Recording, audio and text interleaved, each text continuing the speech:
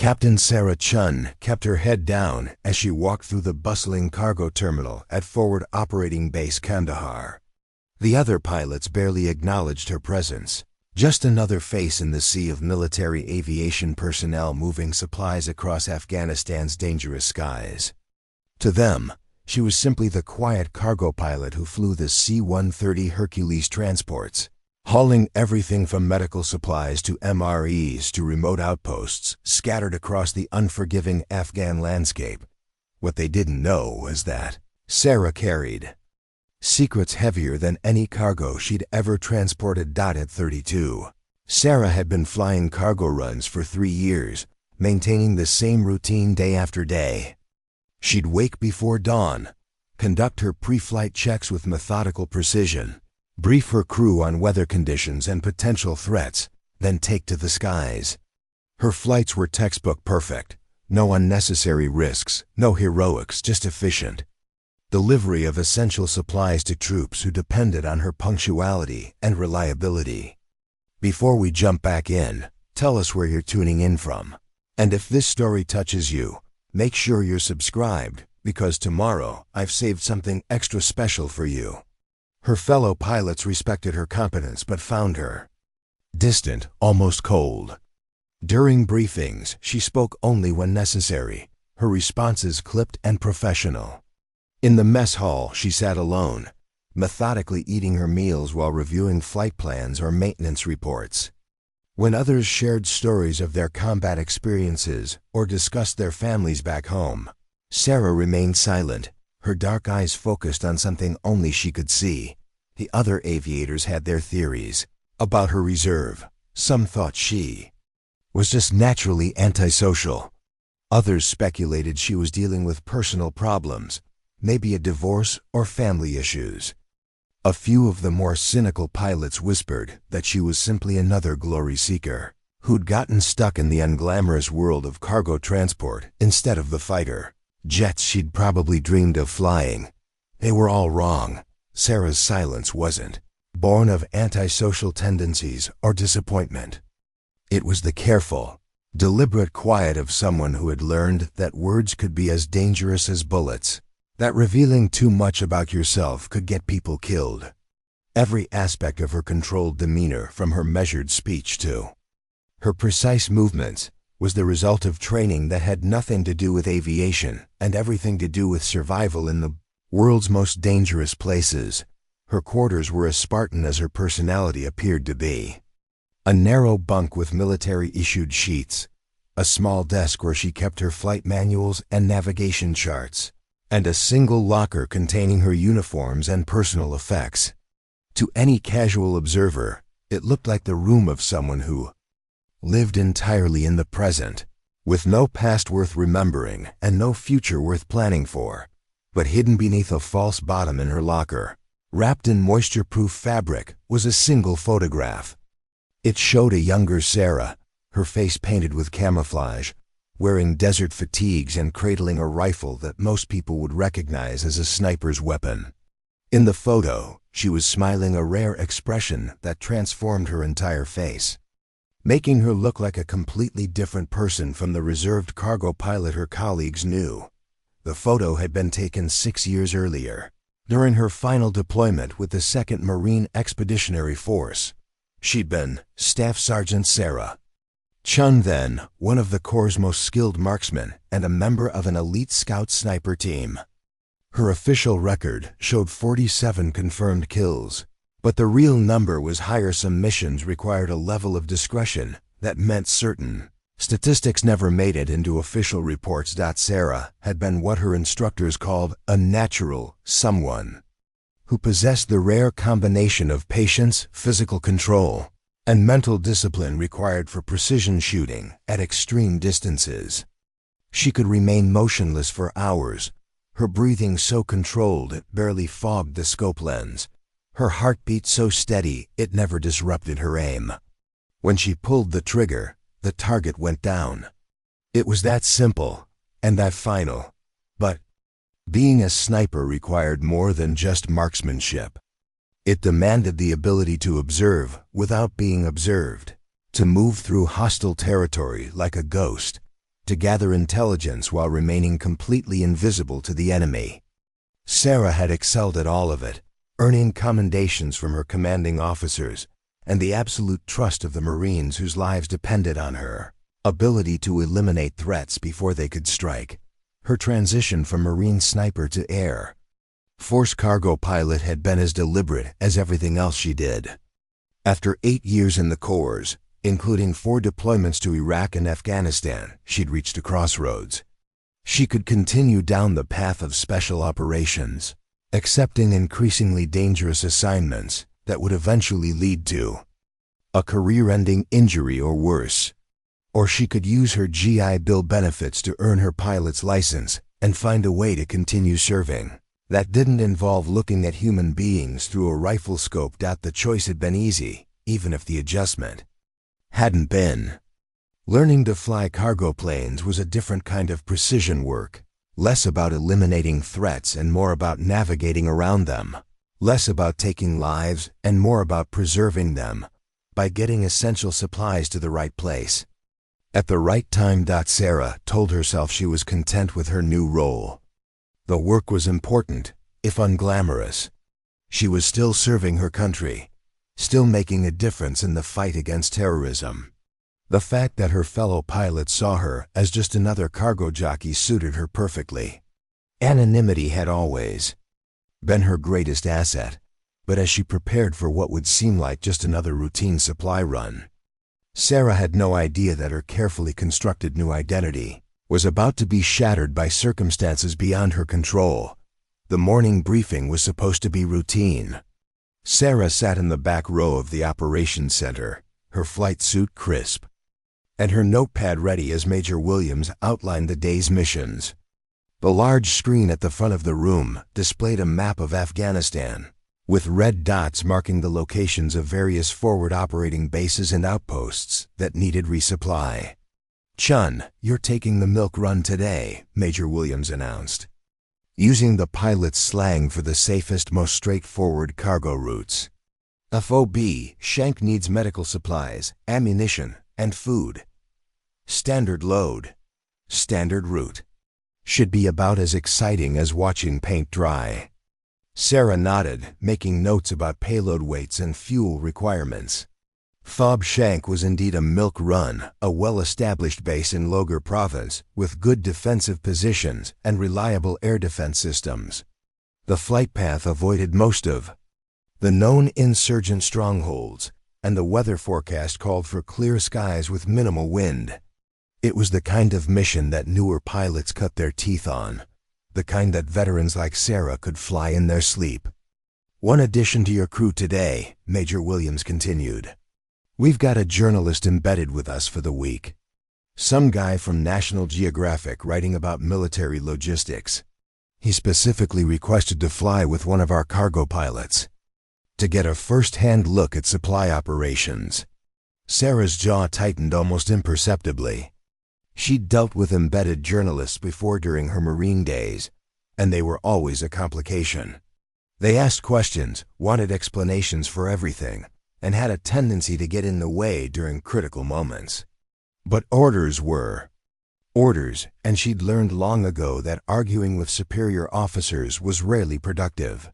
"His name's Marcus Webb," the major added, consulting his notes.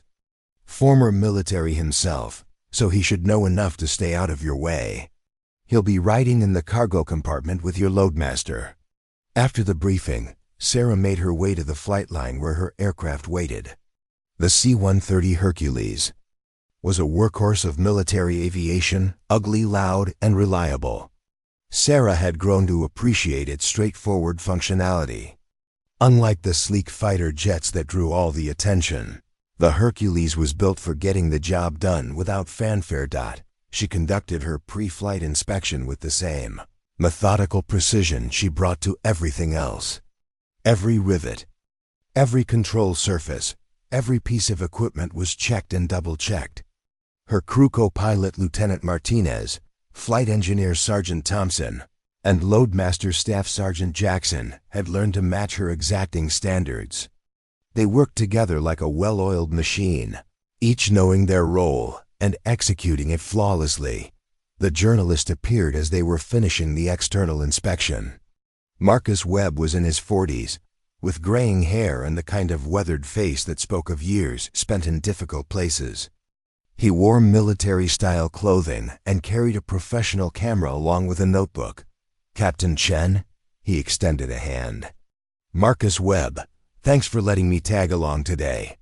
Sarah shook his hand briefly, noting the firm grip and calloused palms. "Ground rules," she said without preamble. "Stay out of the way, don't touch anything, and do exactly what my loadmaster tells you. If we take fire, you hit the deck and stay there until we tell you otherwise." Webb nodded, seemingly unfazed by her directness. "Understood. I've been in a few hot zones before." Something in his tone made Sarah look at him more carefully. There was a steadiness in his eyes that she recognized, the look of someone who had seen combat and learned to manage their fear. Maybe this wouldn't be as complicated as she'd thought. Flight to Fayoub Shank proceeded exactly as planned. Sarah maintained radio contact with air traffic control, monitored weather conditions, and kept a constant watch for any signs of trouble. The landscape below was a mixture of brown mountains and green valleys, dotted with small villages and the occasional military installation. It was beautiful in its own harsh way, but Sarah had learned not to be fooled by the scenery.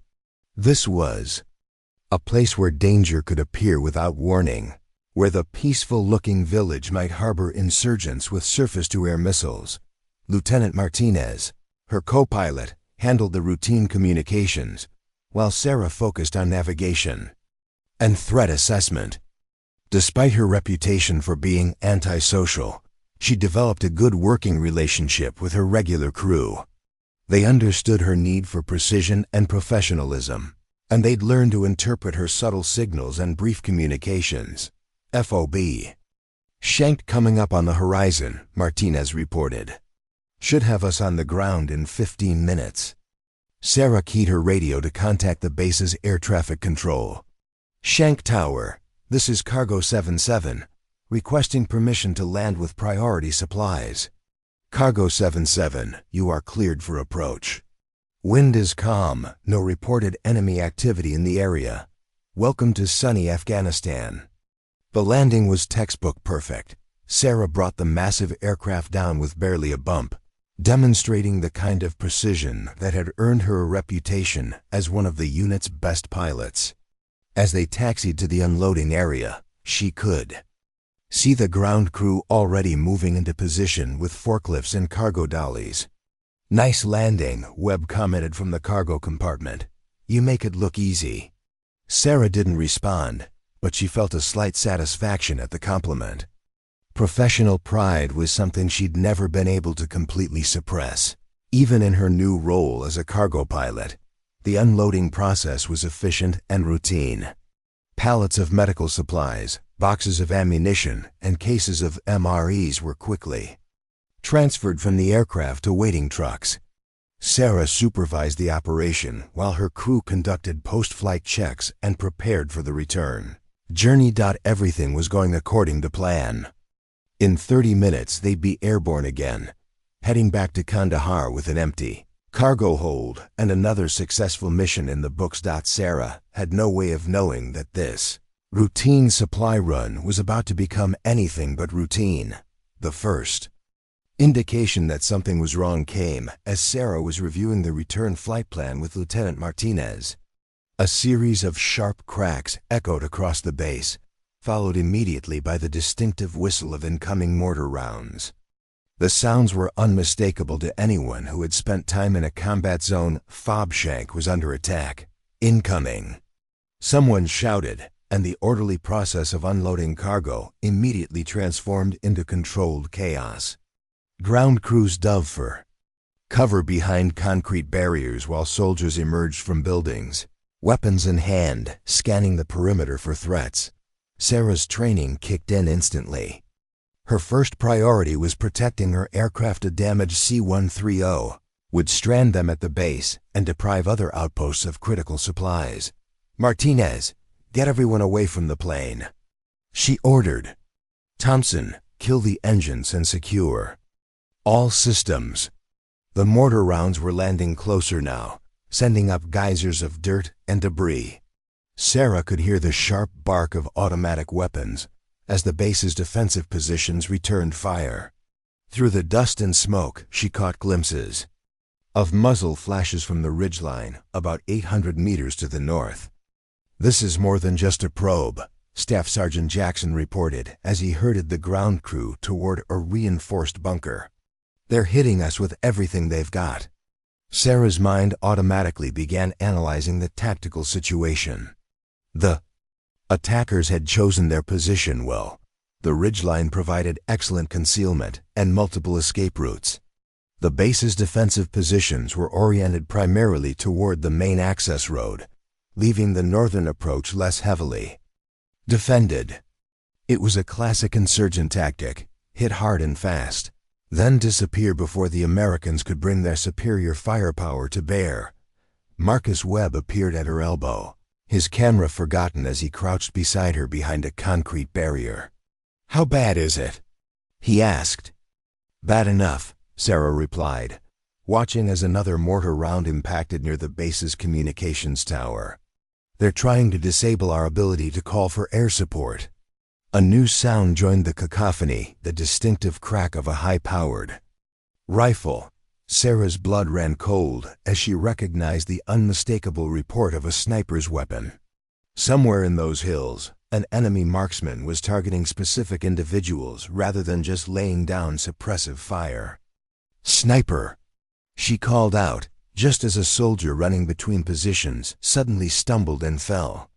The man's fellow Marines immediately began dragging him toward cover, but Sarah could see the spreading pool of blood that meant the enemy shooter had found his mark.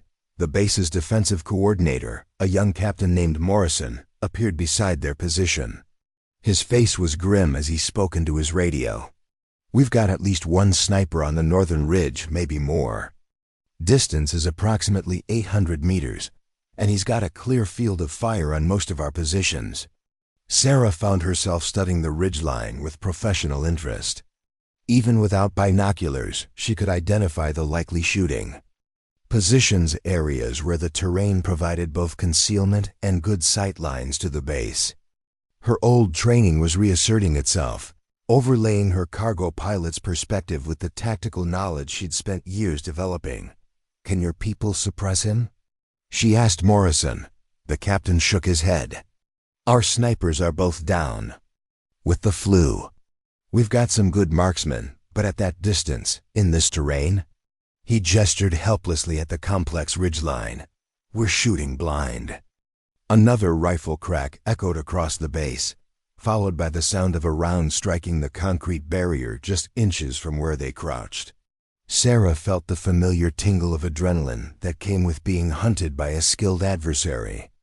The enemy sniper was systematically targeting anyone who appeared to be in a leadership position, a classic tactic designed to disrupt the base's ability to coordinate its defense. "How long until air support arrives?" Webb asked. Morrison consulted his watch. 20 minutes, maybe 30. "The birds are coming from Bagram, and they've got to deal with weather delays." Sarah closed her eyes, calculating distances and angles. 800 meters was well within her effective range, assuming she could get her hands on the right equipment. The terrain was challenging, but not impossible. She'd made more difficult shots under worse conditions. The question was whether she could access what she needed without revealing capabilities that were supposed to remain buried in her classified personnel file. Another Marine fell to the enemy sniper's accurate fire. This one, a medic who had been trying to reach the first casualty.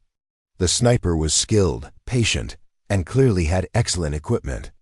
Each shot was precisely placed, designed to inflict maximum psychological impact on the defenders while conserving ammunition.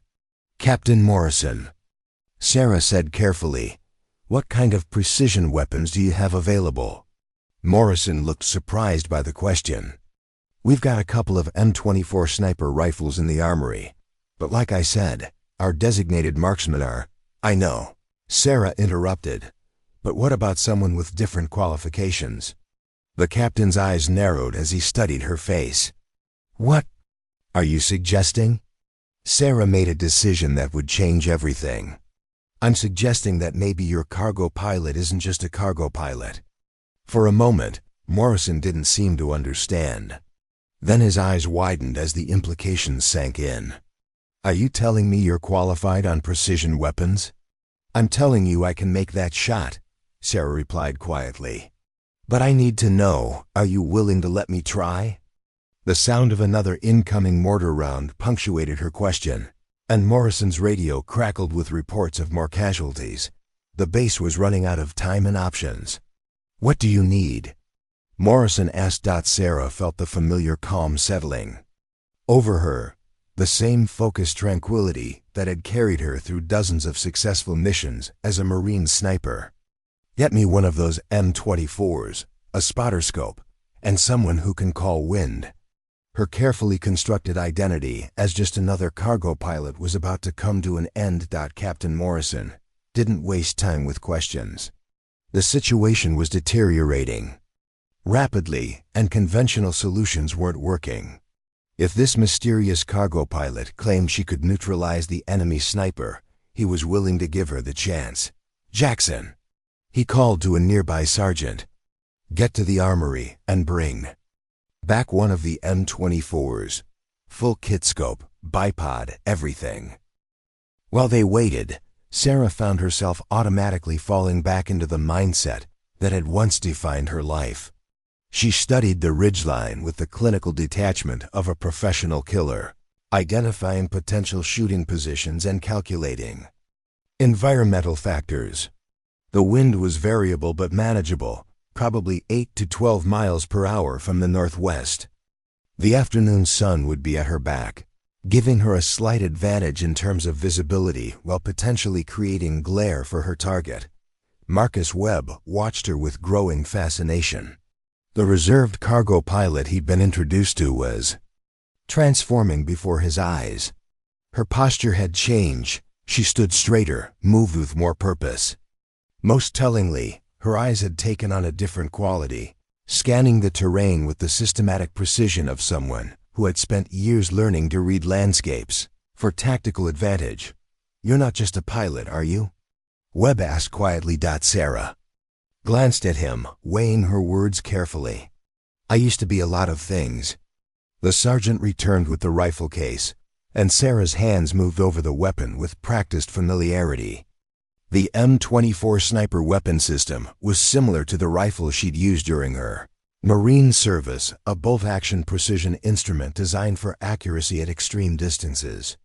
She quickly checked the scope mounts, verified the rifle's zero, and examined the ammunition with the thoroughness of someone who understood that equipment failure could mean death. "When's the last time you fired one of these?" Morrison asked, watching her methodical inspection. "More recently than you might think," Sarah replied, not elaborating. What she didn't mention was that she maintained her marksmanship skills through regular practice at civilian ranges during her leave time. It was a compulsion she'd never been able to shake, the need to keep her abilities sharp, even though she'd told herself she would never use them again. Another rifle crack echoed from the ridgeline, followed by the distinctive sound of a round striking metal. The enemy sniper was now targeting the base's vehicles and equipment, systematically degrading their defensive capabilities. Sarah counted the seconds between shots, building a mental profile of her adversary.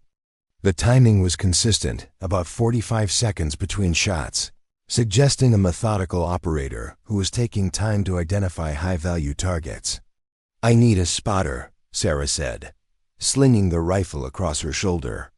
"Someone who can read wind and call corrections." Morrison looked around the defensive positions. "Most of our experienced people are tied up with the perimeter defense." "I can do it," Webb said unexpectedly. Both Sarah and Morrison turned to look at him. "I was a Marine Scout sniper for 8 years before I became a journalist. I know how to read wind and call corrections." Sarah studied his face, looking for any sign of uncertainty or bravado. What she saw was the calm confidence of someone who Had been in similar situations before. When did you get out? 2006, Webb replied. I did 3 tours in Iraq, mostly counter-sniper work in Fallujah and Ramadi. That changed everything. Counter-sniper operations were among the most demanding and dangerous assignments in the military. Anyone who had survived 3 tours of that work possessed skills that couldn't be faked. Sarah nodded slowly. Can you still call wind? Only one way to find out, Webb said, pulling out a small notebook and pen. What's your preferred communication method? Hand signals for wind. Calls verbal for range corrections, Sarah replied automatically. Same as the Corps. Morrison looked between them, clearly struggling to understand how his routine cargo mission had somehow acquired 2 highly skilled former snipers. Where do you need to set up?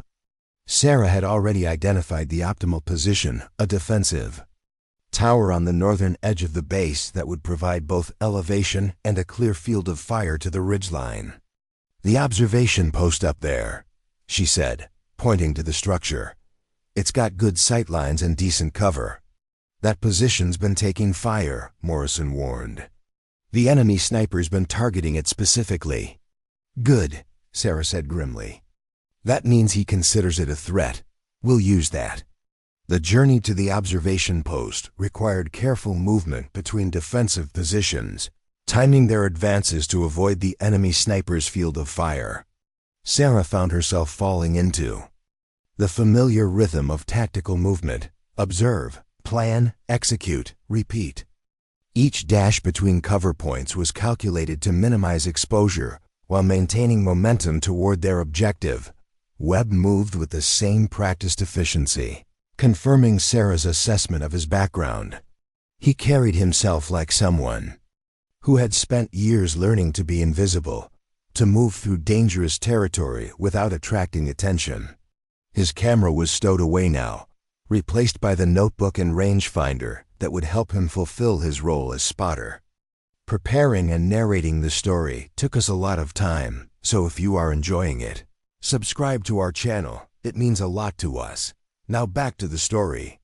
The observation post was a reinforced concrete structure about 12 feet high, with narrow windows that provided excellent visibility of the surrounding terrain.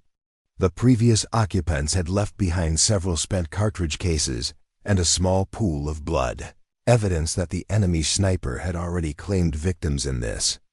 Positioned, Sarah set up the rifle on the windowsill, adjusting the bipod legs to achieve the proper height and stability. The scope was a high-quality variable power optic, and she quickly adjusted the magnification to optimize her view of the target area. Through the lens, the ridgeline leaped into sharp focus, revealing details that had been invisible to the naked eye. Range to the primary position? She asked Webb, who was studying the terrain through his own optics. 830 meters, he replied after a moment of calculation. Wind is northwest at about 10 miles per hour, gusting to 15. Sarah made the necessary adjustments to her scope, compensating for both distance and wind. The mathematics of long-range shooting were complex, involving factors like bullet drop, wind drift, atmospheric pressure, and temperature.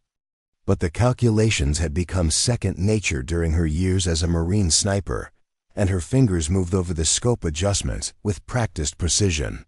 I need you to identify his position, she told Webb. He's got to be in one of 3 or 4 spots along that ridgeline. Watch for muzzle flash or any disturbance in the vegetation. Webb nodded, positioning himself at a different window to provide a slightly different angle of observation. I'll call out positions using the clock method. 12 o'clock is the highest point on the ridge. They settled into the patient waiting game that was the essence of sniper work. Sarah controlled her breathing, slowing her heart rate and entering the zone of focused calm that had once been as natural to her as breathing. Through her scope, she methodically examined each potential shooting position, looking for any sign of human presence. The enemy sniper fired again, and Webb immediately called out, Muzzle flash 2 o'clock, about 50 meters down from the ridge crest. I see him, he's in a hide made from local vegetation. Sarah shifted her aim to the indicated position, and suddenly she could see him too. A figure in earth-tone clothing, partially concealed behind a carefully constructed blind. He was skilled, but he had made the mistake of firing from the same position too many times. Through her scope, she could see the outline of his rifle and the faint shape of his head and shoulders. "I have him," she said quietly, settling into her final firing position. "Range?" 840 meters, Webb replied. "Wind has shifted. Slightly northwest at 12 miles per hour. Sarah made the final scope adjustments, then began the controlled breathing sequence that would prepare her for the shot. This was the moment she had hoped never to experience again, the moment when she would deliberately take another human life. But as another of the base's defenders fell to the enemy sniper's accurate fire, Sarah pushed aside her personal conflicts and focused on the task at hand. People were dying, and she had the skills to stop it. Time seemed to slow as Sarah entered the hyper-focused state that had once defined her. Professional life. Every sense was heightened, every distraction filtered out until only the target existed in her world. Through the scope, she could see the enemy sniper's profile as he prepared for his next shot, unaware that he was now being hunted by someone with skills equal to his own. The fundamentals of marksmanship came flooding back: body position, breathing, control, sight alignment, trigger squeeze. Sarah's left hand supported the rifle's stock while her right hand gripped the pistol grip with exactly the right amount of pressure. Her cheek pressed against the stock with consistent contact, ensuring that her eye was perfectly aligned with the scope. "Wind holding steady at 12 miles per hour, Webb reported in a whisper. "Target is stationary, appears to be acquiring a new target." Sarah's breathing slowed to a controlled rhythm. Inhale, exhale, inhale, exhale. On the third exhale, she held her breath and allowed her heart rate to settle. The crosshairs steadied on the target, and she began the slow, deliberate trigger squeeze that would send the bullet on its 800-meter journey. The rifle bucked against her shoulder, and the sharp crack of the gunshot echoed across the base. Through the scope, Sarah watched as the enemy sniper's head snapped back and his body went limp. The threat that had been terrorizing Fob Shank was eliminated in an instant, the result of one perfectly placed shot. "Target down," Webb confirmed, studying the enemy position through his spotting scope. "Clean hit, no movement." Sarah worked the bolt, chambering another round out of habit, but the immediate threat was over. The enemy sniper had been operating alone, and his death brought an abrupt end to the most dangerous aspect of the attack on the base. Without their precision marksmen, the remaining insurgents would be reduced to ineffective harassment fire. "Outstanding shot," Webb said, genuine admiration in his voice. "That was textbook perfect." Sarah didn't respond immediately. She was experiencing the complex mix of emotions that always followed a successful shot: relief that the threat was eliminated, satisfaction at the technical execution, and a darker feeling that she preferred not to examine too closely. Taking a life, even in defense of others, was never something to celebrate. The sound of approaching helicopters filled the air as the promised air support finally arrived. Apache gunships swept over the ridgeline, their thermal imaging systems searching for any remaining threats. Within minutes, the surviving insurgents were either dead or in full retreat, their carefully planned attack reduced to a scattered rout. Captain Morrison's voice crackled over the radio. "Observation post. This is base command. We show no further enemy activity. What's your status?" Sarah keyed the radio. "This is the observation post. Enemy sniper is down. No further threats observed from this position. Copy that." "Outstanding work, whoever made that shot. You just saved a lot of lives." As the immediate danger passed, Sarah found herself facing a different kind of challenge. Her carefully maintained cover as just another cargo pilot was blown beyond repair. There was no explaining away the skill she had just demonstrated. No way to pretend that she was anything other than what she had once been, a highly trained killer with the ability to eliminate targets at extreme distances.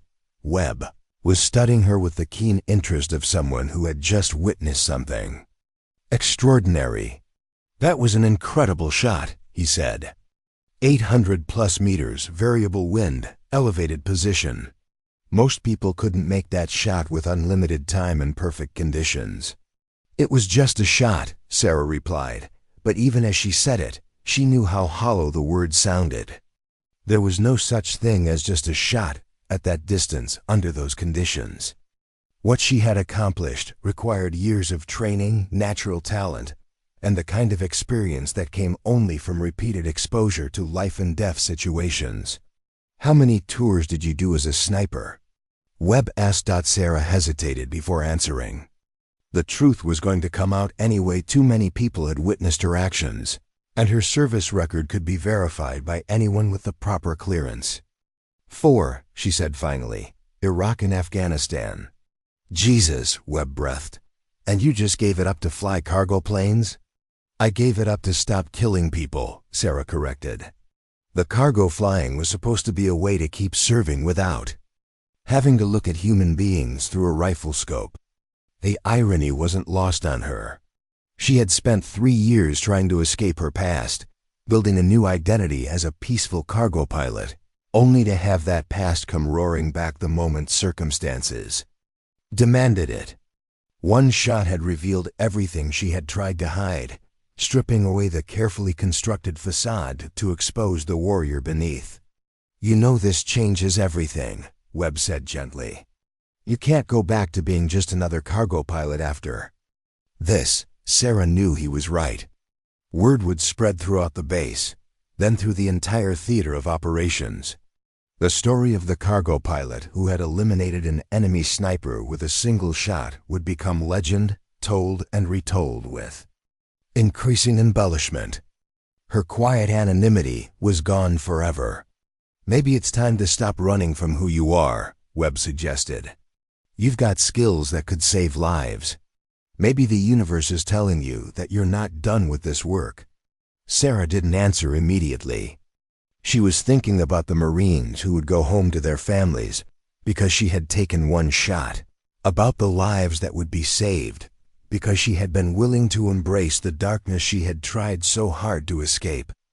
The mathematics were simple and brutal. One life, taken to preserve many. As they prepared to leave the observation post, Sarah took one last look through the scope at the ridgeline where the enemy sniper lay dead. She had told herself that she would never kill again, but when the moment came, she had done what was necessary without hesitation. The question now was whether she could live with the implications of that choice. The sound of voices from below indicated that people were coming to investigate the shooting. Sarah quickly disassembled the rifle, returning it to its carrying case. In a few minutes, she would have to face the questions, the stares, and the inevitable requests for explanations. But for now, she allowed herself a moment of quiet reflection. She had spent 3 years trying to become someone else, but one shot had revealed an inescapable truth. She was still a warrior, still a protector, still someone who would stand between the innocent and those who would harm them. The cargo pilot was gone. The Marine sniper had returned.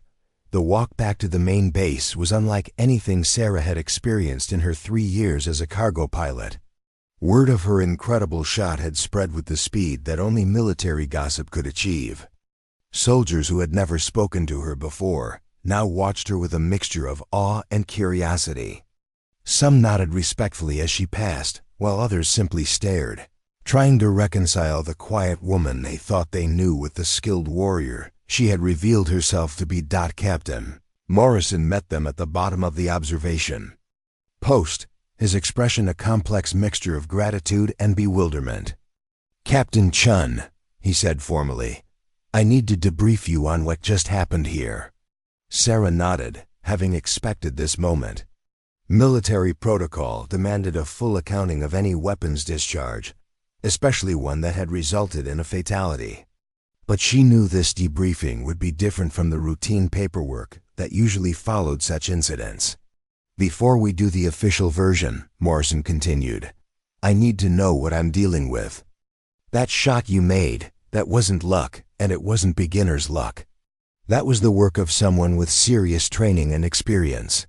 Staff Sergeant Sarah Chen, 2nd Marine Expeditionary Force, Scout Sniper School graduate, Sarah replied, her voice carrying the crisp precision of someone reciting their military credentials.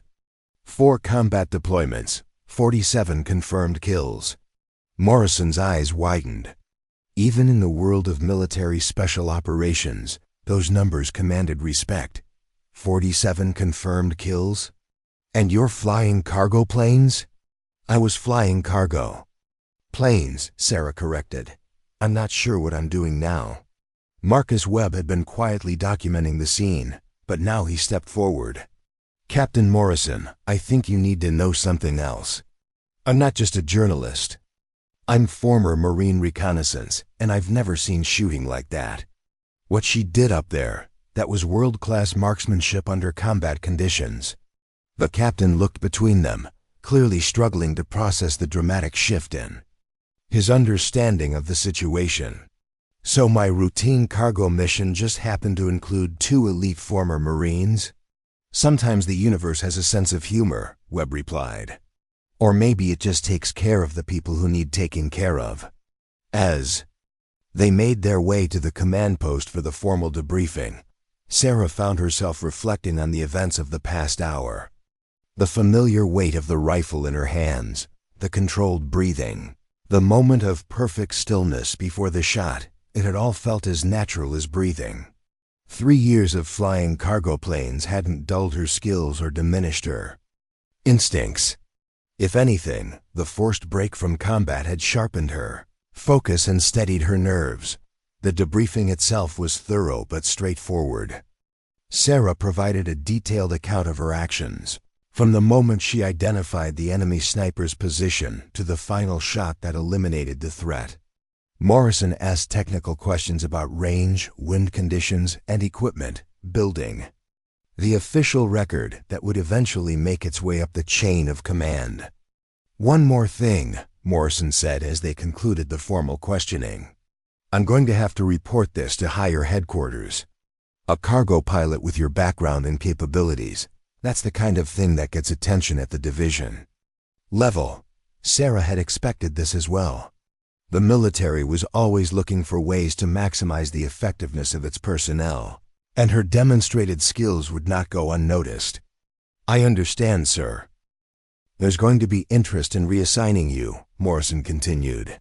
"Someone with your qualifications could be put to better use than flying supply runs. With respect, sir, I chose the cargo assignment for a reason. I was done with the killing." Morrison studied her face, clearly recognizing the conflict in her words. "But you weren't done with the protecting, were you? Because that's what you did today. You protected every person on this base."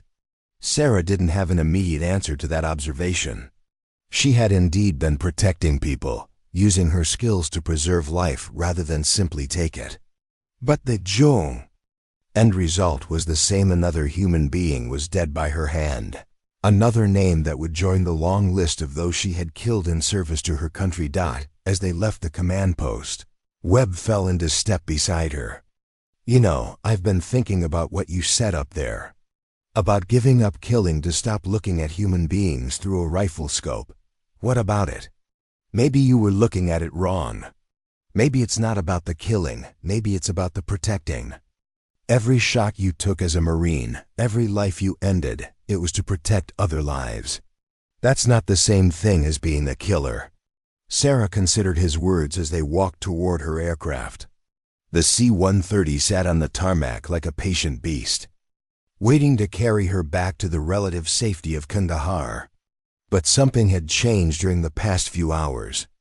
The plane no longer felt like a sanctuary from her past. It felt like a prison, a place where she was hiding from her true nature.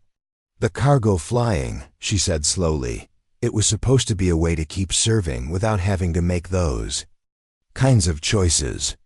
But you made the choice anyway, Webb pointed out. When it mattered, when people's lives were on the line, you picked up that rifle and did what needed to be done. Maybe that tells you something about who you really are.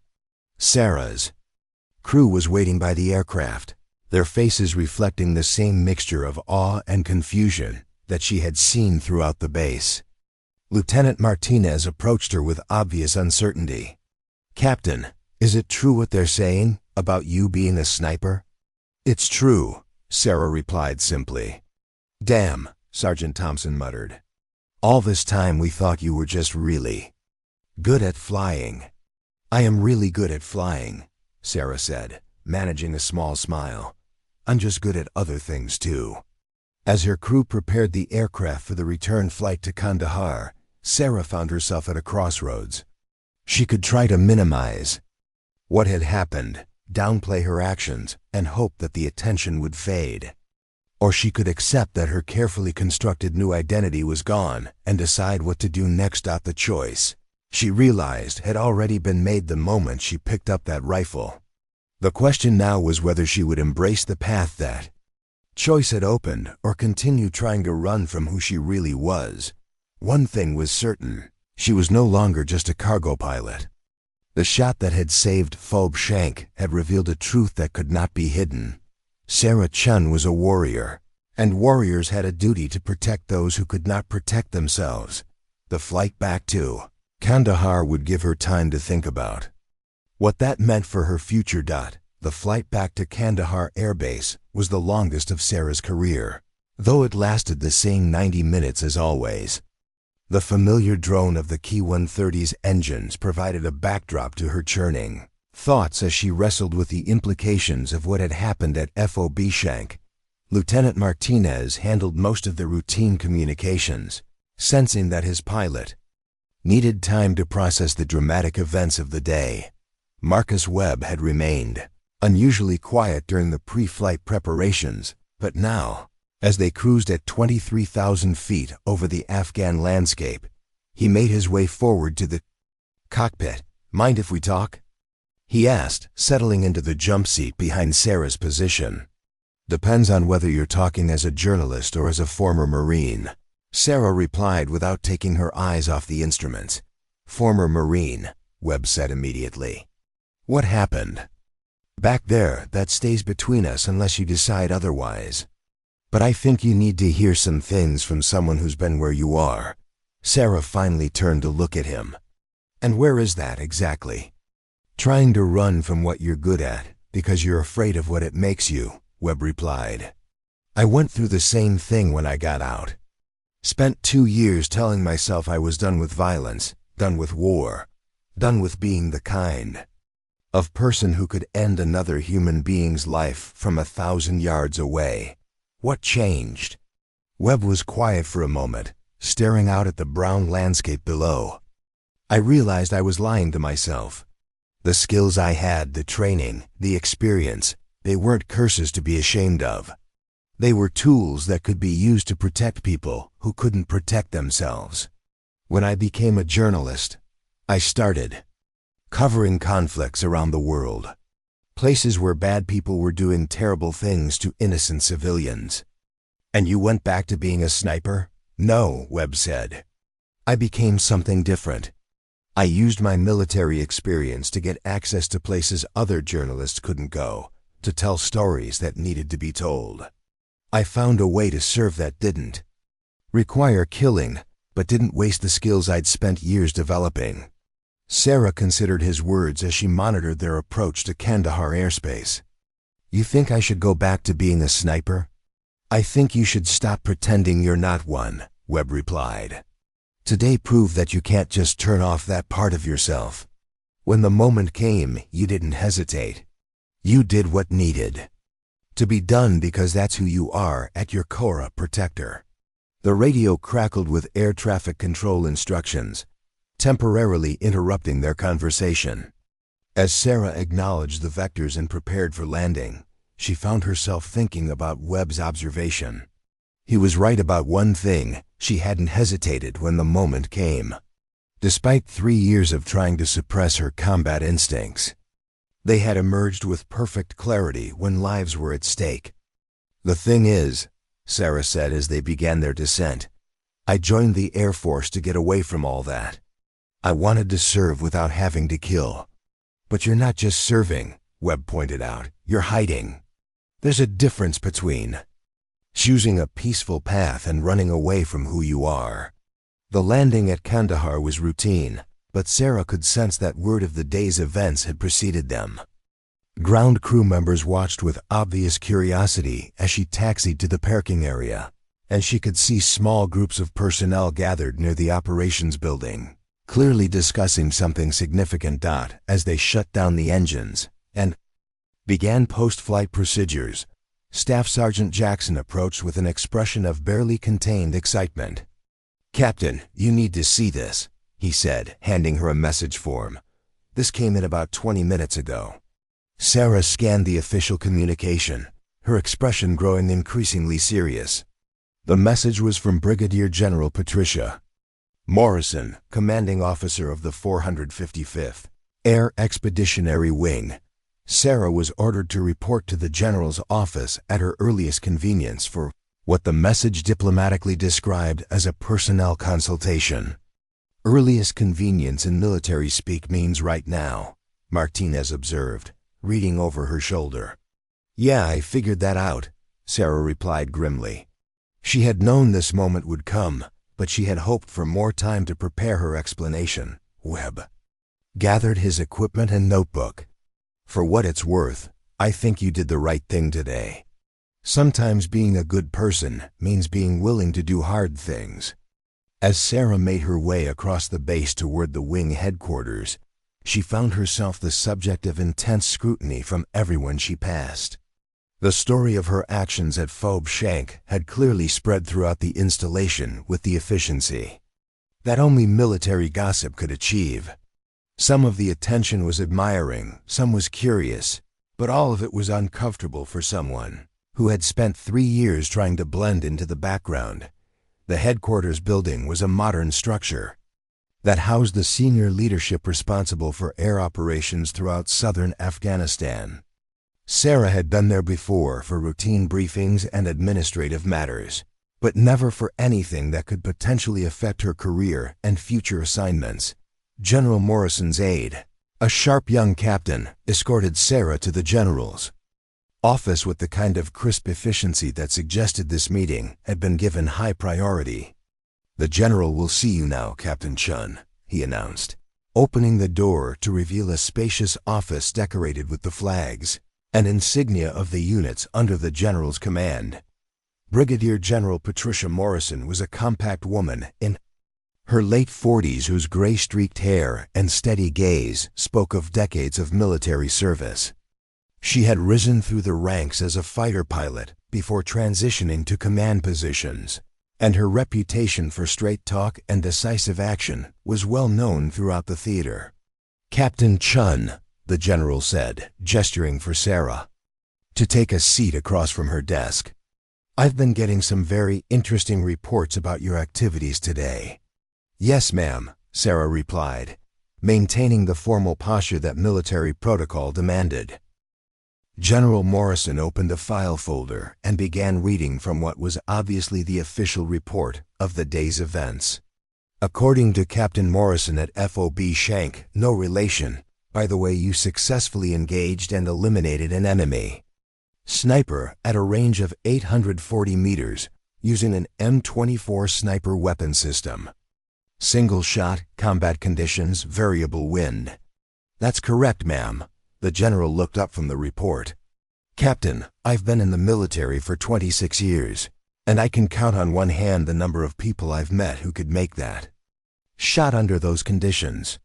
The report also indicates that you identified yourself as a former Marine Scout sniper with multiple combat deployments." "Yes, ma'am. I served with the 2nd Marine Expeditionary Force before transferring to the Air Force." General Morrison closed the file and leaned back in her chair. "Captain Chen, I'm going to be direct with you. We have a situation in this theater that requires someone with very specific skills. Skills that, until today, I didn't know were available. Within my command structure, Sarah felt a familiar tension building in her chest. Ma'am, if this is about reassignment to a combat role, I should inform you that I specifically requested cargo transport duties for personal reasons. I'm aware of your preferences, the general replied. But sometimes the needs of the service override personal preferences, especially when those personal preferences are keeping critical capabilities on the sidelines while people are dying. The words hit Sarah like a physical blow. People were dying while she flew supply runs, content to remain safely removed from the life and death decisions that had once defined her existence. The general was right, and they both knew it. What kind of situation are we talking about, ma'am? Sarah asked quietly. General Morrison smiled grimly. The kind that requires someone who can make an 800-meter shot in combat conditions without breaking a sweat. General Morrison activated a large display screen on the wall behind her desk, revealing a detailed map of eastern Afghanistan, marked with various symbols and tactical notations. Sarah recognized the terrain immediately. It was the same mountainous region where she had conducted numerous operations during her Marine deployments. 3 weeks ago, the general began, we received intelligence about a high-value target operating in the Kunar province. Ahmad Nazir, a Taliban commander responsible for coordinating attacks against coalition forces throughout the region.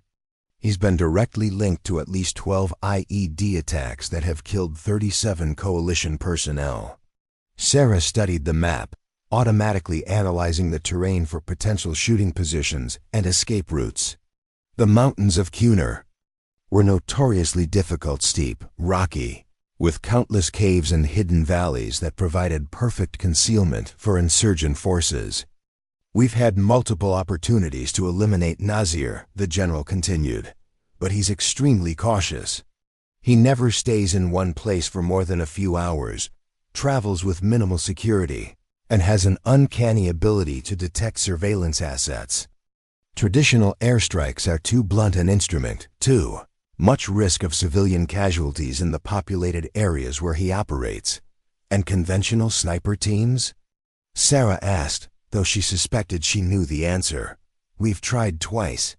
Both times, Nazir managed to detect the teams before they could get into position. He knows how coalition forces operate, and he's adapted his security procedures accordingly. What we need is someone who can get close enough for a precision shot without being detected. General Morrison changed the display to show satellite imagery of a small village nestled in a valley between two mountain ridges. Intelligence indicates that Nazir will be meeting with local tribal leaders in this village tomorrow evening. It's the first time in months that we've had advance warning of his location. Sarah examined the imagery with professional interest. The village was small, maybe 40 or 50 buildings clustered around a central mosque. The surrounding terrain was challenging but not impossible, steep mountainsides, covered with rocks and sparse vegetation that could provide concealment for a skilled operator. What's the proposed insertion method? She asked. Helicopter drop at night, approximately 10 kilometers from the target area.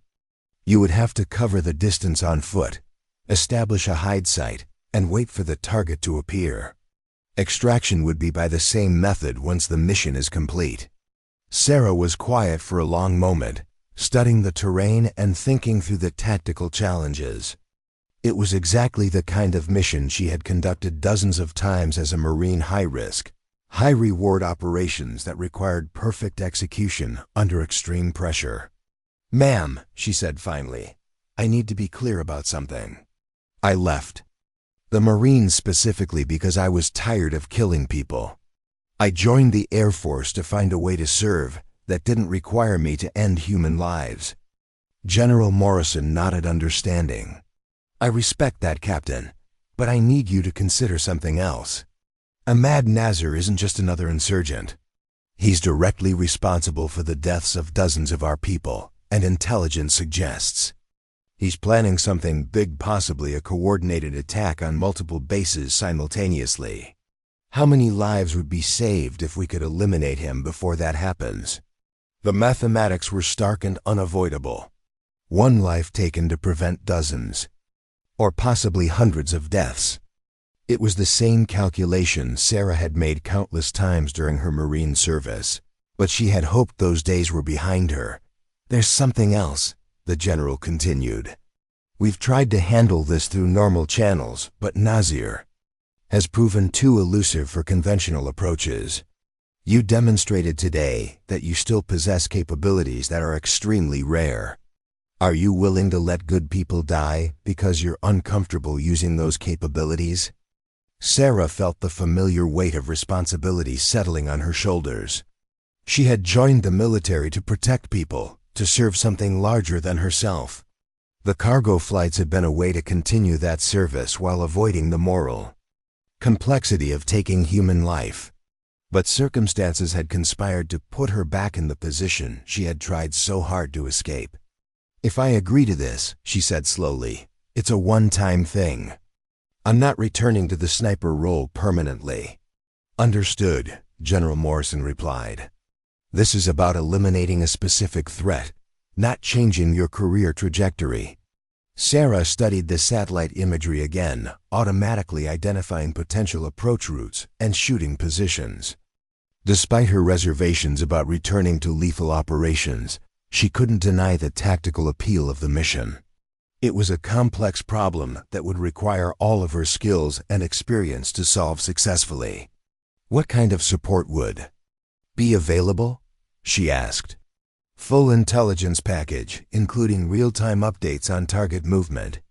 A spotter of your choice. I understand you worked well with the journalist who was with you today. Complete equipment package, including the rifle system of your preference, and immediate extraction once the target is eliminated.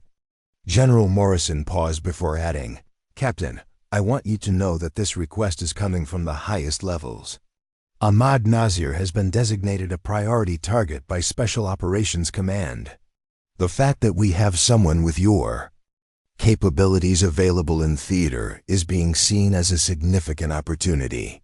Sarah realized that her quiet years as a cargo pilot were definitively over.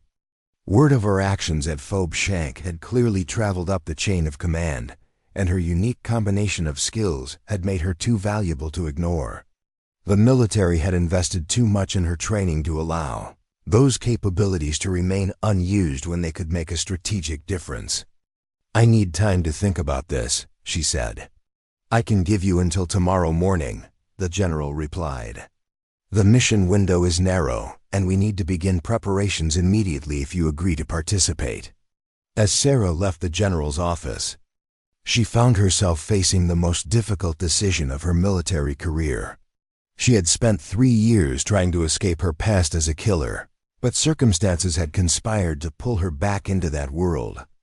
The question was whether she could live with the consequences of saying yes or with the consequences of saying no. Sarah spent the rest of the evening walking the perimeter of Kandahar Air Base, wrestling with the decision that would define her future. The base was quieter after dark, with only essential personnel moving between buildings, and the occasional rumble of aircraft taking off or landing. The familiar sounds of military life provided a backdrop to her internal struggle. She found herself at the memorial wall, where the names of fallen service members were etched in black granite. The list was long and growing longer with each passing month, representing the ultimate sacrifice made by men and women who had chosen to put themselves in harm's way to protect others. Sarah ran her fingers over some of the names, recognizing several from her own deployments. Couldn't sleep either? Marcus Webb's voice came from behind her. Sarah turned to find the journalist approaching, 2 cups of coffee in his hands. Word travels fast around here, she said, accepting one of the cups gratefully. General Morrison's aide mentioned you might be facing a difficult decision, Webb replied. I took the liberty of doing some research on Ahmad Nazir. He's a particularly nasty piece of work. Research comes naturally to journalists, I suppose. Webb nodded toward the memorial wall. My research also turned up something else. 3 of the names on this wall, Jenkins, Rodriguez, and Patel, they were killed in an IED attack orchestrated by Nazir 6 months ago. They were part of a convoy, bringing medical supplies to a village clinic. Sarah studied the names Webb had indicated, feeling the familiar weight of responsibility that came with understanding the human cost of inaction. You're trying to influence my decision. I'm trying to give you context, Webb corrected. Those 3 Marines were younger than you. They had families, plans for after their deployments. Nazir took all of that away because he could, because his ideology told him that American lives didn't matter. And you think killing him will bring them back? No, Webb said quietly. But it might prevent him from taking more lives. Sometimes. That's the best we can do, prevent future tragedies, even if we can't undo past ones. They stood in comfortable silence for several minutes, each lost in their own thoughts. Sarah found herself thinking about the conversation she'd had with other Marines over the years, discussions about the moral complexity of their profession and the burden of taking human life in service to their country. "Can I ask you something?" Sarah said finally. "When you were a sniper, how did you deal with the knowledge that you were deliberately ending human lives?" Webb considered the question carefully before responding. "I told myself that every shot I took was protecting someone else. Every enemy combatant I eliminated was someone who couldn't kill Marines or civilians. It wasn't about hatred or revenge, it was about mathematics, simple, brutal mathematics. But how do you live with it afterward? How do you reconcile being a killer with being a good person?" "You remember why you did it," Webb replied. "You remember the Marines who came home to their families because you were willing to do the hard thing. You remember the civilians who didn't die in terrorist attacks because you removed the people planning them. And you accept that being a good person sometimes means being willing to do terrible things." Sarah sipped her coffee, thinking about the weight of the decision before her. General Morrison made it clear that this isn't really optional. If I say no, they'll find someone else, but people might die in the meantime. That's the burden of capability, Webb observed. When you have skills that can make a difference, choosing not to use them becomes a moral choice in itself. A C-130 roared overhead, beginning its approach to the runway. Sarah watched its navigation lights blink against the star-filled sky, thinking about her own aircraft sitting on the flight line. Tomorrow she could be back in the cockpit, flying another routine cargo mission, pretending that her conversation with General Morrison had never happened. But she knew that pretense was no longer possible. The events at Phobe Shank had stripped away her carefully constructed identity as just another cargo pilot. She was a weapon, precisely crafted by years of training and honed by combat experience. The question was whether she would allow that weapon to be used when it could save lives. "If I do this," Sarah said slowly, "I want you as my spotter." Webb looked surprised. "I'm a journalist, not an active military member. I'm not sure they'd approve that arrangement." "You're a former Marine Scout sniper with combat experience in the exact terrain where this mission will take place," Sarah corrected. "Your journalist credentials might actually be an asset if something goes wrong. You're just a reporter who happened to be in the wrong place at the wrong time." "And if something goes right?" Sarah managed a slight smile. "Then Ahmad Nazir stops being a problem, and a lot of good people get to go home to their families." Webb studied her face in the dim light from the memorial wall. "You've made your decision." "I think I made my decision the moment I picked up that rifle at Phobe Shank," Sarah admitted. "I've been trying to run from who I am for 3 years, but today proved that you can't escape your nature. When people needed protecting, I didn't hesitate to become a killer again." "You became a protector," Webb corrected. "There's a difference." Sarah finished her coffee and started walking back toward the operations building. "I need to inform General Morrison of my decision, then start preparing for the mission." We have less than 18 hours to plan and execute one of the most challenging shots of my career. Any regrets? Webb asked as they walked out. Sarah thought about the question seriously before answering. Ask me again after it's over. Right now, I'm just focused on making sure Ahmad Nazir doesn't get the chance to add any more names to that memorial wall. The transformation was complete. The cargo pilot was gone, replaced by the Marine sniper who had never really disappeared. Just waited patiently for the moment when she would be needed again. 20 hours later, Sarah lay motionless in a carefully constructed hide site on a ridge, overlooking the village where Ahmad Nazir was scheduled to meet with tribal leaders. She had been in position for 6 hours, moving only to adjust her scope settings and monitor radio communications. The rocky outcropping provided perfect concealment while offering an unobstructed view of the village. Below, Marcus Webb lay beside her, studying the target area through a high-powered spotting scope. His presence had been approved after General Morrison recognized the value of having an experienced spotter who understood both the tactical situation and the unique challenges of the terrain. Their insertion had gone flawlessly at nighttime. Helicopter drop followed by a grueling 8-hour movement through mountainous terrain that would have challenged even experienced mountain troops. Movement in the village, Webb reported quietly. 3 vehicles approaching from the east. Sarah adjusted her position slightly, settling the rifle more firmly into her shoulder.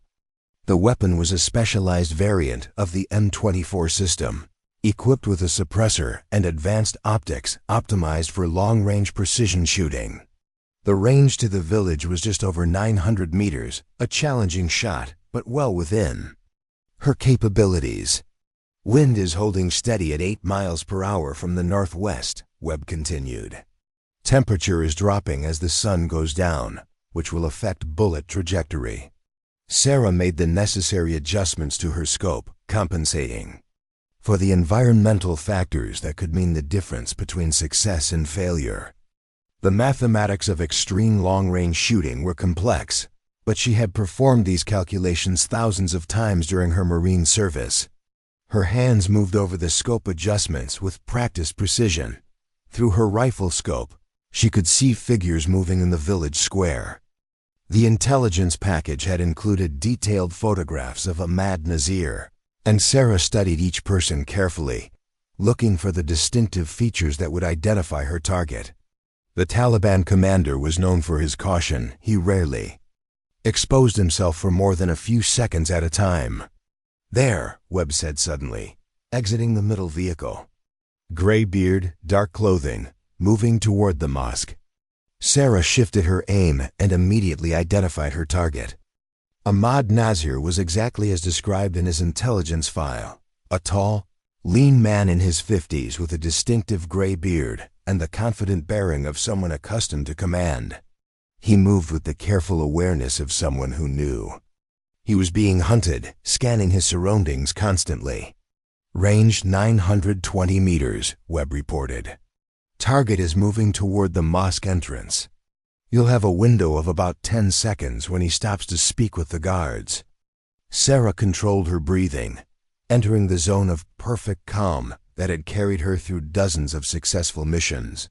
Her heart rate slowed, her vision narrowed to focus exclusively on the target area. Years of training and experience converged in this single moment, the culmination of skills that had been forged in the crucible of combat. Nazir paused at the mosque entrance, exactly as Webb had predicted. For a brief moment, he was stationary, presenting the kind of stable target that a skilled marksman could engage with confidence. Sarah's crosshairs settled on his center mass, accounting for distance, wind, and the slight downward angle of the shot. Target is stationary, Webb whispered, wind unchanged. Clear shot. Sarah began the deliberate trigger squeeze that would end Ahmad Nazir's reign of terror. The rifle fired with a muffled crack, and the suppressed round began its journey across the valley. At 900 meters, the bullet's flight time was just over a second, enough time for doubt, but not enough time for correction. Through her scope, Sarah watched as Nasir suddenly collapsed, his body going limp before hitting the ground. The other figures in the village square immediately began shouting and running for cover, but their leader was beyond help. One shot, precisely placed, had eliminated one of the most dangerous insurgent commanders in Afghanistan. "Target down," Webb confirmed. "Clean hit, no movement." Sarah worked the bolt, chambering another round out of habit, but the mission was complete. Ahmad Nasir would never again coordinate attacks against coalition forces or plan operations that would claim the lives of American service members. The mathematics were simple and final: one life taken to preserve many. "Extraction Point Alpha is 8 kilometers northeast," Webb reported, already beginning to disassemble his spotting equipment. "Helicopter pickup in 4 hours." Sarah carefully disassembled her rifle system, ensuring that no evidence of their presence would remain at the hide site. The movement to the extraction point would be challenging, requiring them to navigate mountainous terrain in darkness while avoiding potential Taliban search parties. But the most difficult part of the mission was over. As they began their movement toward the extraction point, Sarah found herself reflecting on the path that had brought her to this moment. 3 years ago, she had thought she was done with killing, done with the moral complexity of taking human life in service to her country. But circumstances had conspired to pull her back into the world she had tried to escape. The difference was that this time, she understood exactly what she was doing and why. Ahmad Nasir's death would save lives: American service members who would return home to their families, Afghan civilians who would be spared the violence of his terrorist attacks. The shot she had just taken was not about revenge or hatred, but about protection and service. "Any regrets?" Webb asked as they made their way carefully down the rocky slope. Sarah considered the question as she had the night before at the memorial wall. "No," she said finally, "not about this." She was no longer running from who she was. Sarah Chen was a protector, a warrior, someone who was willing to make the hardest choices when lives hung in the balance. The cargo pilot phase of her life was over, but something new was beginning: a future where she could serve her country by using all of her capabilities, not just the ones that felt comfortable. The shot that had revealed her true nature had also revealed her true purpose. Sometimes being a good person meant being willing to do terrible things, and Sarah had finally made peace with that truth. The extraction from the mountains of Kunar province tested every survival skill Sarah had learned during her years as a Marine. She and Marcus Webb moved through the darkness like ghosts, navigating treacherous terrain while avoiding the Taliban search parties that had been mobilized following Ahmad Nasir's death. The suppressed rifle shot had been silent enough to avoid immediate detection, but the insurgents had quickly realized their leader was dead and begun systematic sweeps of the surrounding mountains. Webb proved to be an ideal partner for the dangerous movement. His experience as a reconnaissance Marine showed in every careful step, every hand signal, every moment of perfect stillness when enemy voices echoed through the valleys below. They moved in the disciplined silence of professionals who understood that a single mistake could mean capture, torture, and death. "Checkpoint Alpha, 2 kilometers, Webb whispered during one of their brief rest stops, consulting his GPS and map. The extraction point was a small clearing on a ridgeline, where helicopters could land briefly without being exposed to enemy fire from the valleys below. Sarah checked her watch. They had been moving for 3 hours since the shot, covering nearly 6 kilometers of brutal mountain terrain. Her legs burned from the constant climbing and careful descent, but her mind remained sharp and focused. The mission wasn't complete until they were safely back at Kandahar, and she had learned never to relax until the final objective was achieved. The sound of helicopters in the distance made them both freeze. Sarah pressed herself against the rocky ground, listening carefully to determine whether the aircraft belonged to coalition forces or the Afghan military units that sometimes cooperated with the Taliban. The distinctive whop-whop of rotor blades grew louder, but the sound signature was wrong for American aircraft. Soviet-era hip, Webb identified quietly, recognizing the acoustic signature of the Russian-built helicopter. Probably Afghan National Army, but we can't be sure whose side they're on today. They remained motionless as the helicopter passed. Overhead, its searchlight sweeping the mountainside in a methodical pattern. Sarah counted the seconds until the sound faded, then waited another full minute before allowing herself to move. Trust was a luxury they couldn't afford in territory where loyalties shifted like the mountain winds. The final approach to the extraction point required them to cross an exposed ridge where they would be silhouetted against the star-filled sky.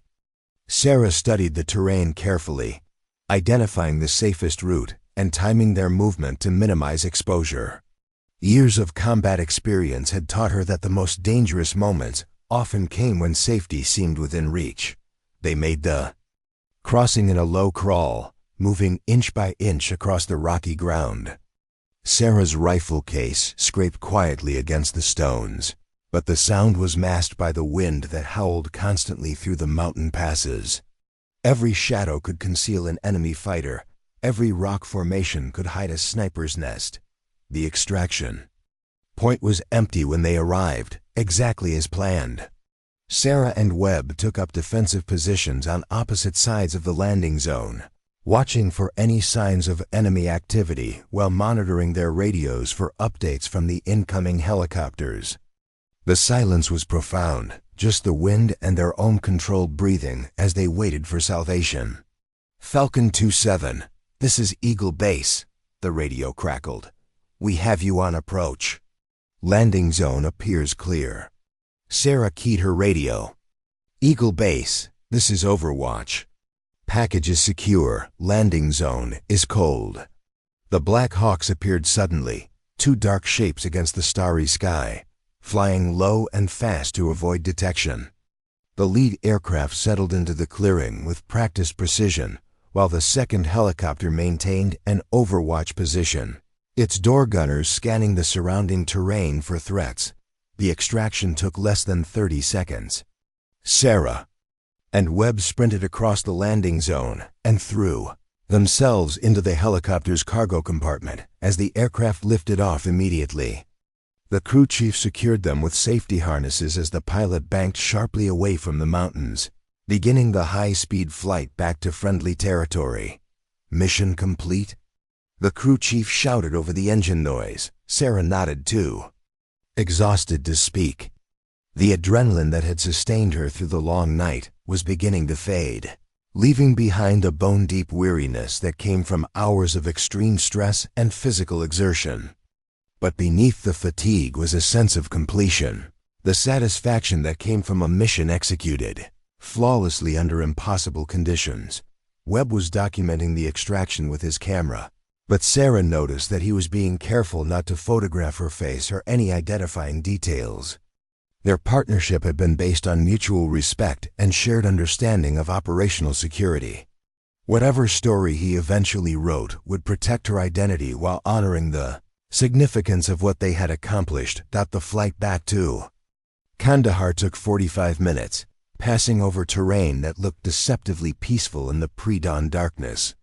Sarah found herself thinking about Ahmad Nazar's final moments, wondering if he had understood what was happening in the instant before the bullet found its mark. She felt no satisfaction in his death, just the grim knowledge that a dangerous enemy had been removed from the battlefield. As the lights of Kandahar Air Base appeared on the horizon, Sarah realized that her life had changed irrevocably. The careful anonymity she had maintained for 3 years was gone forever, replaced by a reputation that would follow her for the rest of her military career. She was no longer just another cargo pilot. She was the sniper who had eliminated one of Afghanistan's most wanted terrorists with a single shot from nearly 1,000 meters. The helicopter touched down on the flight line as the sun began to rise over the Afghan desert. Sarah and Webb climbed out of the aircraft, their equipment bags slung over their shoulders, looking like any other passengers returning from a routine mission. But they both knew that nothing about their futures would ever be routine again. "General, Morrison was waiting for them at the operations building, her expression revealing nothing about the mission's outcome. But Sarah could see the subtle signs of relief in the general's posture, the slight relaxation of her shoulders, the faint smile that she quickly suppressed. Ahmad Nazir was dead, and a significant threat to coalition forces had been permanently eliminated.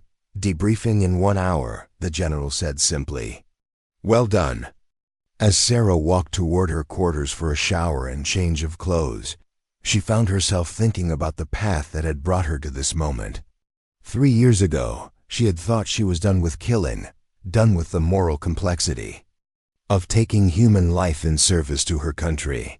But circumstances had conspired to pull her back into the world she had tried to escape, and she had discovered that some things were more important than personal comfort. The debriefing took place in a secure conference room deep within the operations building, where Sarah provided a detailed account of the mission from insertion to extraction. General Morrison listened without interruption, occasionally making notes as Sarah described the tactical challenges and decision-making process that had led to the successful elimination of Ahmad Nazir. The shot was taken at a range of 920 meters under variable wind conditions, Sarah reported with professional precision. Target was stationary for approximately 10 seconds, providing adequate time for proper sight alignment and trigger control. Single shot, center mass impact, immediate incapacitation. Webb provided supplementary information about the terrain, weather conditions, and extraction route, his journalist's eye for detail complementing Sarah's tactical perspective.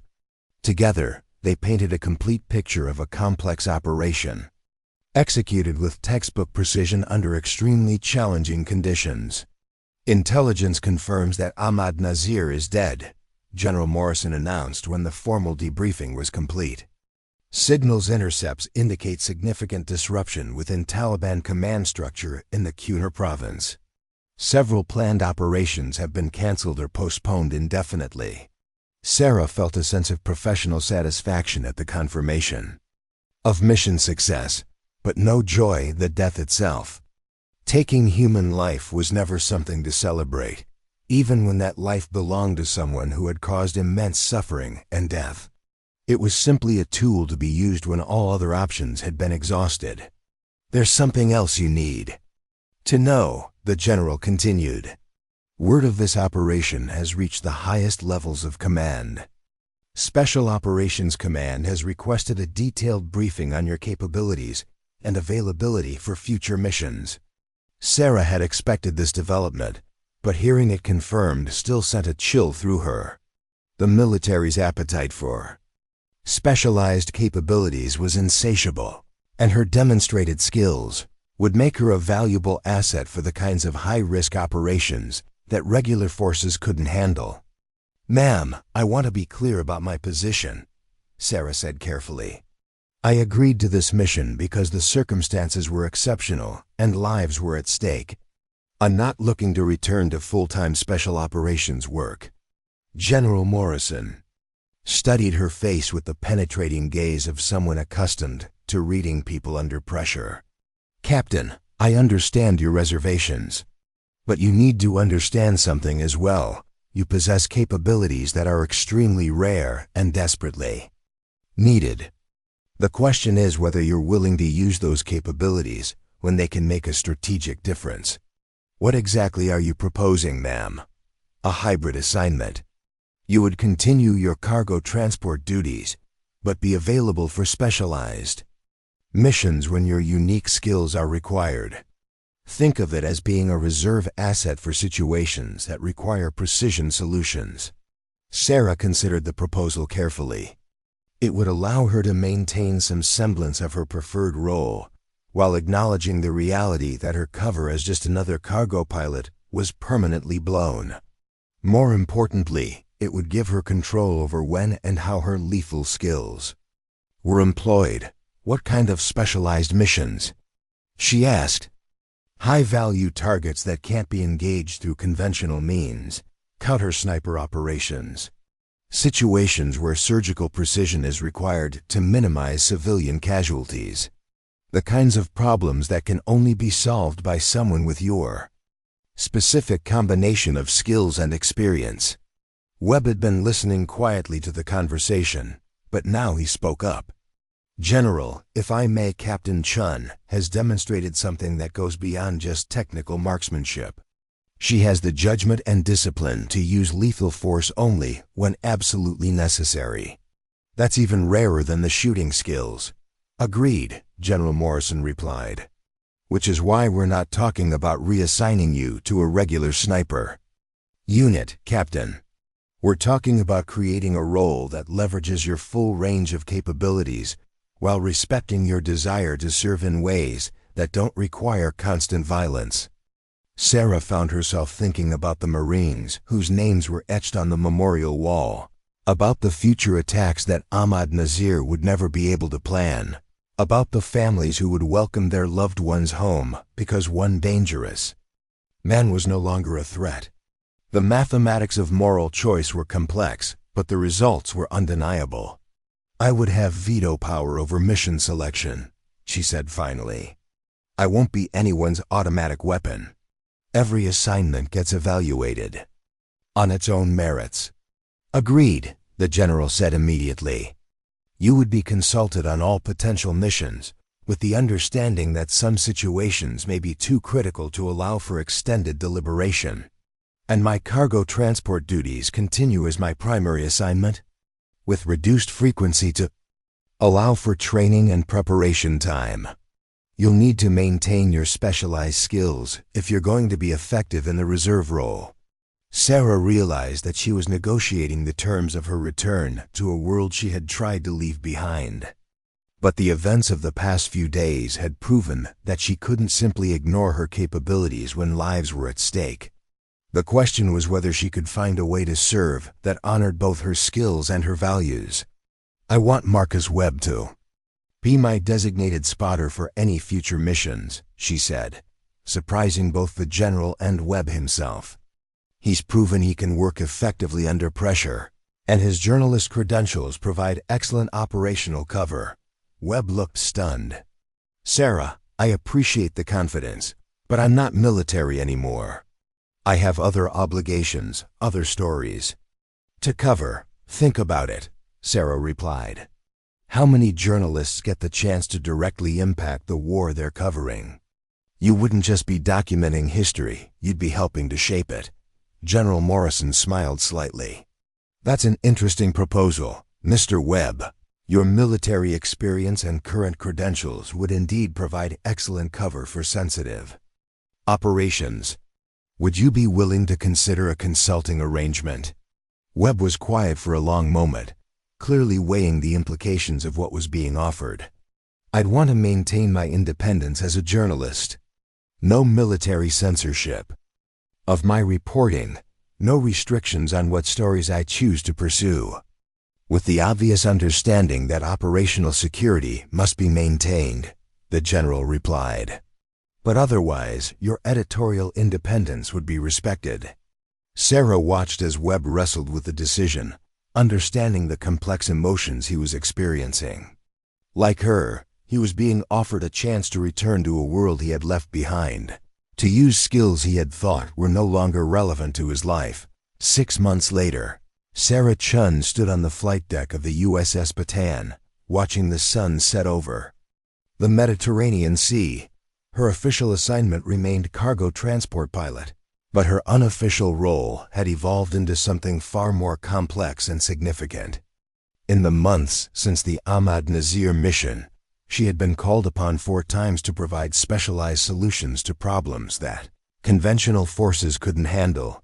Each mission had been different: a hostage rescue in Somalia, counter-sniper work in Syria, the elimination of a bomb acre in Libya, and intelligence gathering in Yemen.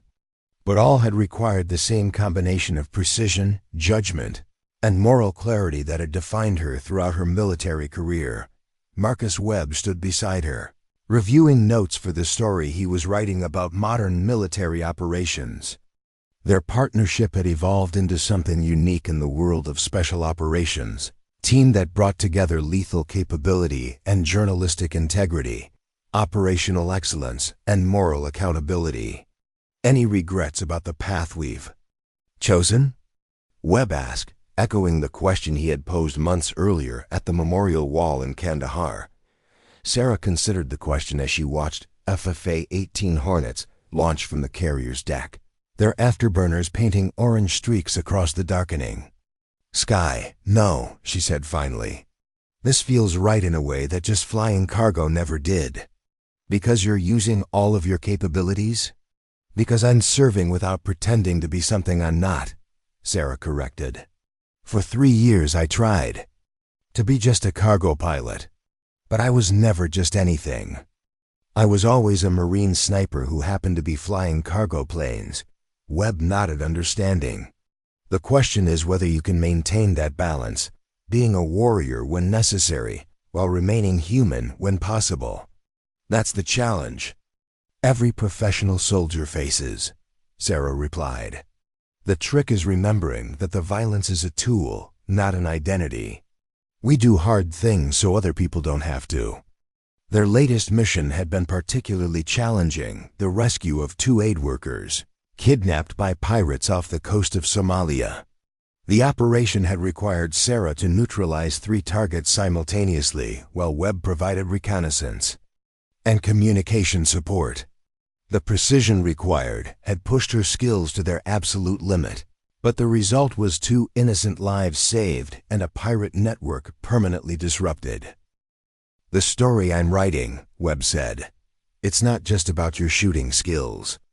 It's about the evolution of modern warfare, the way conflicts are being fought by small teams of highly skilled professionals rather than large, CONVENTIONO forces. Just make sure you don't romanticize it, Sarah warned. There's nothing romantic about taking human life, even when it's necessary. That's exactly the point I'm trying to make. The real story isn't about the heroics. It's about the burden of capability, the responsibility that comes with having skills that can change the outcome of life and death situations. A young Marine approached them, snapping to attention as he recognized Sarah's rank insignia. Captain Chen? Admiral Morrison requests your presence in the briefing room. Sarah exchanged a glance with Webb. Admiral Morrison, no relation to the Air Force General, was the battle group commander, and personal requests from flag officers usually meant that another situation requiring her specialized skills had developed. Briefing room was filled with senior officers studying satellite imagery and intelligence reports spread across multiple screens. Admiral Morrison, a compact woman with steel-gray hair and intense blue eyes, looked up as Sarah entered. Captain, we have a developing situation that may require your particular expertise, the Admiral said without preamble. 3 hours ago, a terrorist cell seized control of a cruise ship in international waters. 400 passengers, international crew, and credible intelligence suggesting they have both conventional explosives and chemical weapons. Sarah studied the intelligence displays, automatically analyzing the tactical challenges presented by a maritime hostage situation. Cruise ships were floating cities with multiple decks, countless hiding places, and civilian populations scattered throughout. Any rescue operation would be incredibly complex and dangerous. What's the timeline? She asked. The terrorists have given us 72 hours to meet their demands, which include the release of imprisoned associates and a substantial ransom payment. However, intelligence indicates they have no intention of honoring any agreement. This appears to be a martyrdom operation designed for maximum casualties. Assault options? SEAL Team 6 is en route, but the ship's configuration makes a conventional assault extremely risky. Too many places for the terrorists to hide. Too many opportunities for them to harm hostages before they can be neutralized. Admiral Morrison activated a new display showing detailed deck plans of the cruise ship. What we need is precision elimination of key targets before the main assault begins. Remove the terrorist leadership and bomb specialists. Create confusion and disruption. that will allow the SEALs to move with reduced risk to the hostages. Sarah found herself studying the ship's layout with professional interest, identifying potential shooting positions and calculating ranges and angles. It was exactly the kind of problem she had become specialized in solving: surgical precision applied to save innocent lives. "I'll need detailed intelligence on terrorist positions, movement patterns, and the location of any explosive devices," she said.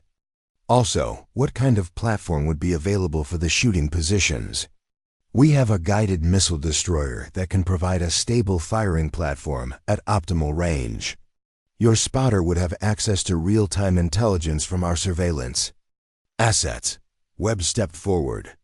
"Admiral, I assume I'm included in this planning session." Admiral Morrison smiled grimly. "Mr. Webb, your unique combination of military experience and civilian credentials has proven invaluable. We're hoping you can provide both tactical support and independent verification of our operational methods." As they began detailed mission planning, Sarah reflected on how completely her life had changed since that day at Phobe Shank, when she had been forced to reveal her true nature. She was no longer the hidden cargo pilot, trying to escape her past and avoid the moral complexity of her profession. She had become something new: a warrior who chose her battles carefully, a protector who used lethal force only when all other options had been exhausted. The transformation was complete.